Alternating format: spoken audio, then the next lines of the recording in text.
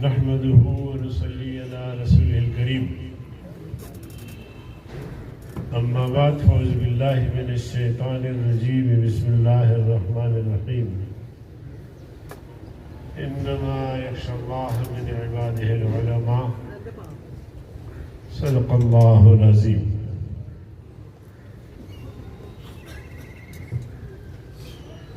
قابل قدر حضرت مولانا مفتی نعیم الدین صاحب امیر جمعیت علماء اسلام ضلع لاہور، برادر مکرم جناب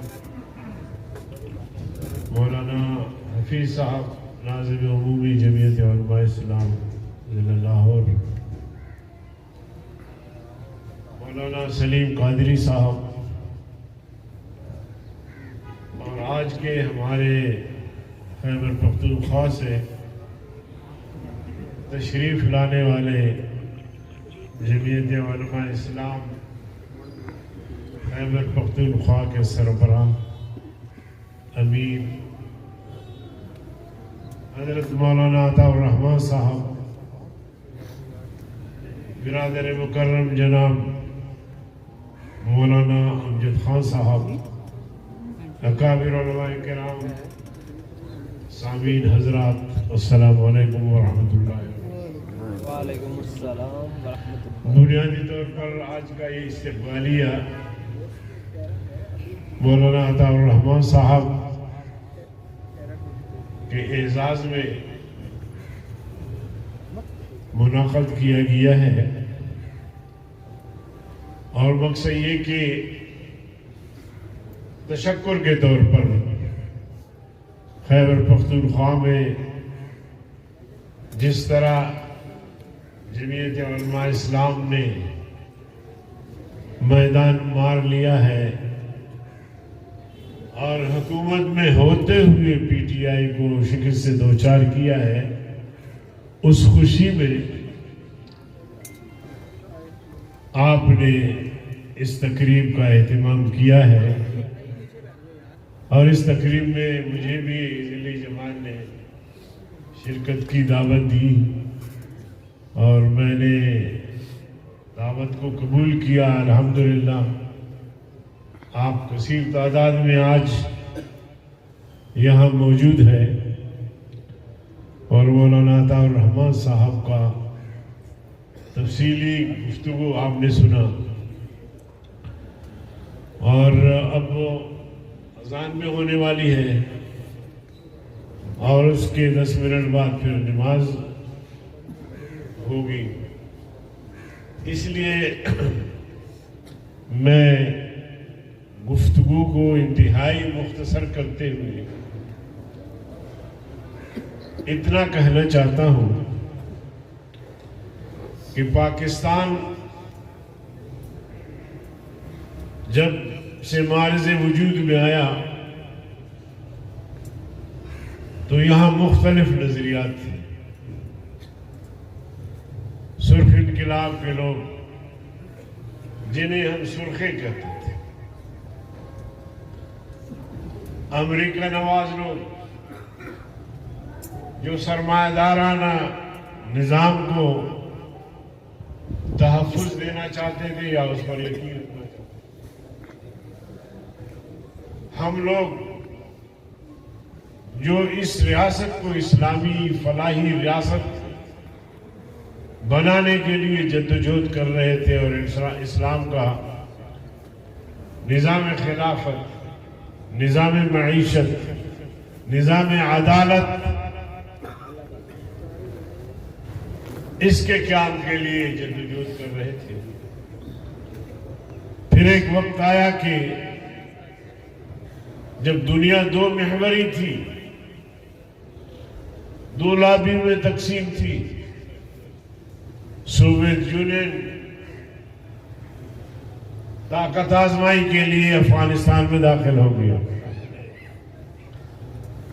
افغانوں نے ایسا رد عمل دیا کہ وہ مزید افغانستان میں نہیں ٹھہر سکا، جاتے ہوئے سوویت یونین تحلیل آج سوویت یونین کے نام سے کوئی ریاست دنیا میں نہیں ہے. اب دنیا یک محوری. جب سے دنیا یک محوری بن گئی ہے تو اس کی اثرات پاکستان میں بھی پڑ گئے. یہاں جو سرخے تھے، یہاں جو مختلف نظریات کے لوگ تھے، سیکولر ٹائپ کے لوگ تھے، ان کا وہ نظریہ تقریباً دفن ہو گیا. اکا دکا اگر کہیں آپ کو ملے گا، لیکن اس نظریے پر مبنی کوئی اس وقت کوئی جماعت، کوئی تنظیم نہیں ہے. اب تمام جماعتوں نے مفادات کی سیاست شروع کی ہے. کہیں چور دروازے سے اقتدار مل جائے، کسی طرح بھی اقتدار تک پہنچے، یہ ان کا ہدف ہے. لیکن ان کے مقابلے میں جمعیت علماء اسلام ایک نظریاتی جماعت، ایک عقیدہ رکھتی ہے، ایک نظریہ رکھتی ہے، ایک سوچ رکھتی ہے. اور وہ سوچ، وہ نظریہ یہ ہے کہ یہ ریاست اسلام کے نام پہ بنا ہے. اس ریاست کو اسلامی فلاحی ریاست بنانا ہے. اور 74 سال سے مسلسل ہم یہی جدوجہد کر رہے ہیں. جنہوں نے اسلام کے نام پہ اس ملک کو بنایا، انہوں نے ہاتھ کھینچ لیا، یا پھر کچھ اس طرح تھا کہ قوم سے انہوں نے مذاق کیا. جیسے آج ریاست مدینہ کی بات کی جاتی ہے، لیکن ریاست مدینہ کے لیے جو چیزیں ضروری ہیں ان کو اکھاڑ کے پھینک رہے ہیں. مسجد، مدرسہ، قرآن، نصاب تعلیم، گویا ایک طرح سے ریاست مدینہ کا نام لے کر عباس ریاست مدینہ کا مذاق اڑا رہے ہیں. گلہ کس سے کرے؟ گلہ کس سے کرے؟ پاکستان کا چیف جسٹس آف پاکستان قاضی القضات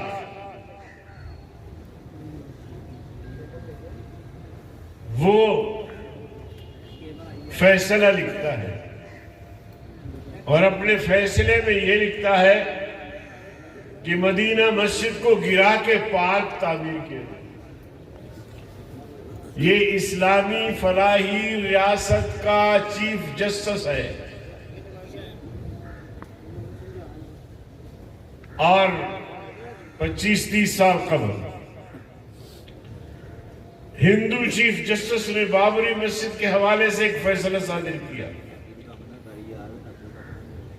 ان کا فیصلہ یہ تھا کہ پہلے یہاں مندر بنا ہوا تھا، اس کے اوپر مسجد بنائی گئی ہے. اس نے پارک کی بات نہیں کی. اس نے کہا کہ یہ مسجد چونکہ مندر پہ بنا ہوا ہے، لہذا مسجد گرا کے مندر بنایا جائے. اس وقت پورے پاکستان میں مظاہرے ہوئے، ہندوستان میں مسلمانوں نے مظاہرہ کیا. اس جج پر لعنتیں بھیجی، کروڑوں لعنتیں. ہندو جج نے یہ فیصلہ دیا تھا، ہندو غیر مسلم، ہندوستان کی عدالت، کافرستان کی عدالت، اگر اس نے یہ فیصلہ دیا تو اس سے بعید نہیں تھا. اسلامیہ جمہوریہ پاکستان کا چیف جسٹس اگر ایسا فیصلہ دے تو پاکستانی اس کو گلدستے پیش کرے؟ آپ بتائیں. ہندو پر تو لعنت، کروڑوں لعنت، اور پاکستانی جج چیف جسٹس جو مسجد کو گرانے کا فیصلہ دے اس کو کیا کہے؟ آپ کی مرضی. میں نہیں کہلوا رہا آپ سے،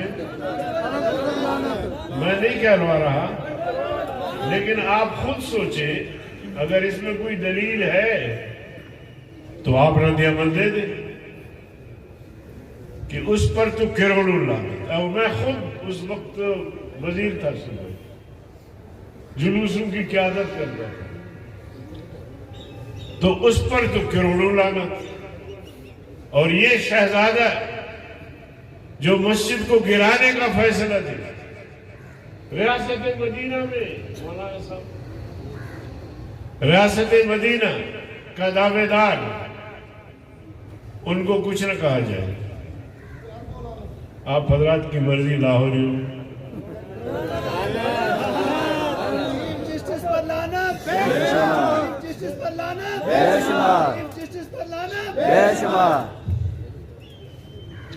تو عرض کرنے کا مقصد یہ ہے کہ ہم نظریاتی لوگ ہیں اور ہماری جدوجہد نظام خلافت، نظام عدالت ہے، اسلامی نظام معیشت ہے. آج ہماری معیشت دیکھیے، معیشت دیکھیے کہ جب ہم بجٹ پیش کرتے ہیں تو جی ڈی پی گروتھ گزشتہ سال 0.5، اس سال 1 پتہ نہیں کتنا تھا. اور پھر مہنگائی دیکھیں آسمان کو چھو رہی ہے. ریاست مدینہ میں تو بوڑھوں کے لیے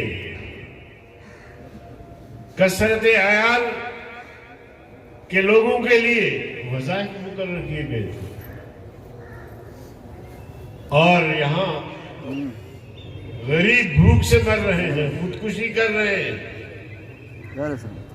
اور جناب اعلیٰ ریاست مدینہ بہر کیف ہم چل رہے ہیں. جو اثرات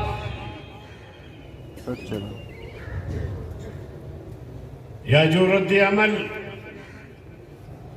خیبر پختونخوا کے عوام نے دیا ہے،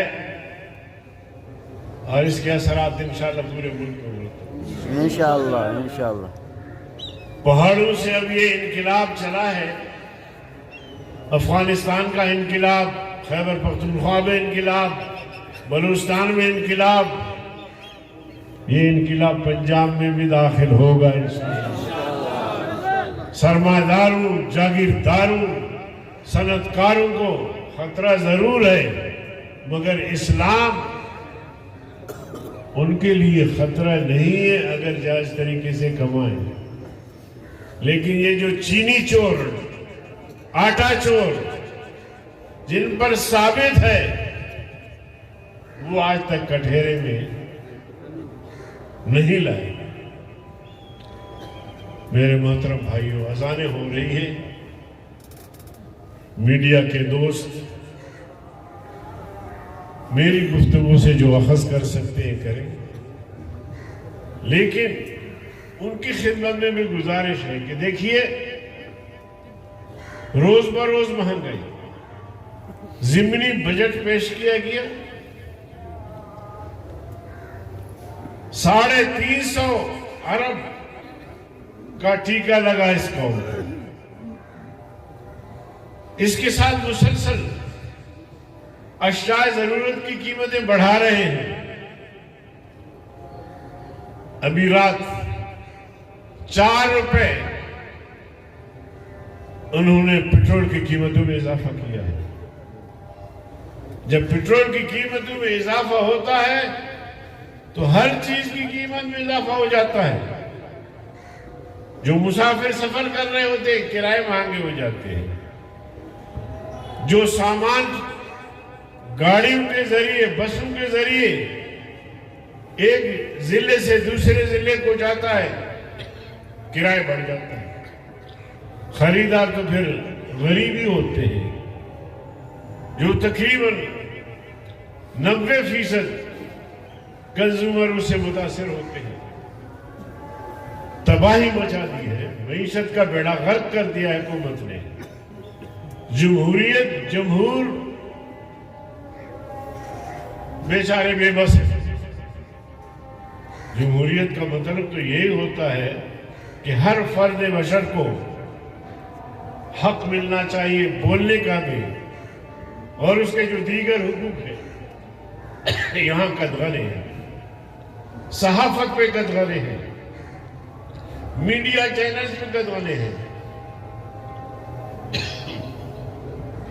اور اسی طرح سیاست اب ہمارے اوپر بھی قدغنے ہیں۔ میں جو کہہ رہا ہوں آپ سے، میرا خیال ہے کہ یہ نشر نہیں ہوں گے، اگرچہ آج میں نے کوئی سخت بات نہیں کی، پھر بھی نشر نہیں ہوگی۔ خبردار، جمعیت کے ذمہ دار ہے، اس کو کوئی خبر نہیں چلنی چاہیے، لیکن اللہ کا شکر ہے سوشل میڈیا ہے اور وہ خبر چل ہی جاتی ہے اور حکمرانوں کے کانوں سے گزر جاتی ہے، ان تک پہنچ ہی جاتی ہے، اور جو برداشت نہیں کرتے ان کے ضمیر کو بھی ہماری باتیں جھنجھوڑتے ہیں۔ بہرکیف ہم نے اس ملک کو ایک اسلامی فلاحی ریاست بنانے کا تہیہ کیا ہوا ہے، اور یہ جدوجہد جاری رہے گی پورے ملک میں۔ اللہ تعالیٰ قائد جمعیت مولانا فضل الرحمان صاحب کو صحت والی لمبی زندگی عطا فرمائے۔ انشاءاللہ پاکستان میں اسلام کا بول بالا ہوگا، ناموس رسالت کا تحفظ جس طرح ہم نے کیا ہے ہمیشہ کرتے رہیں گے، ناموس صحابہ کا تحفظ جس طرح ہم نے پارلیمنٹ میں کیا ہے، باہر کیا ہے، اور کرتے رہیں گے، اور غریبوں کی حقوق کی جنگ لڑتے رہیں گے۔ آج غریب پریشان ہیں، اور ہم نے پی ڈی ایم نے غریبوں سے یکجہتی کے لیے مہنگائی کے خلاف 23 مارچ کو بڑی مارچ کا اعلان کیا ہے، اور یہ قافلے انشاءاللہ اسلام آباد جا کے اختتام پذیر ہوں گے۔ لوگ پوچھتے ہیں کہ جی ان ہاؤس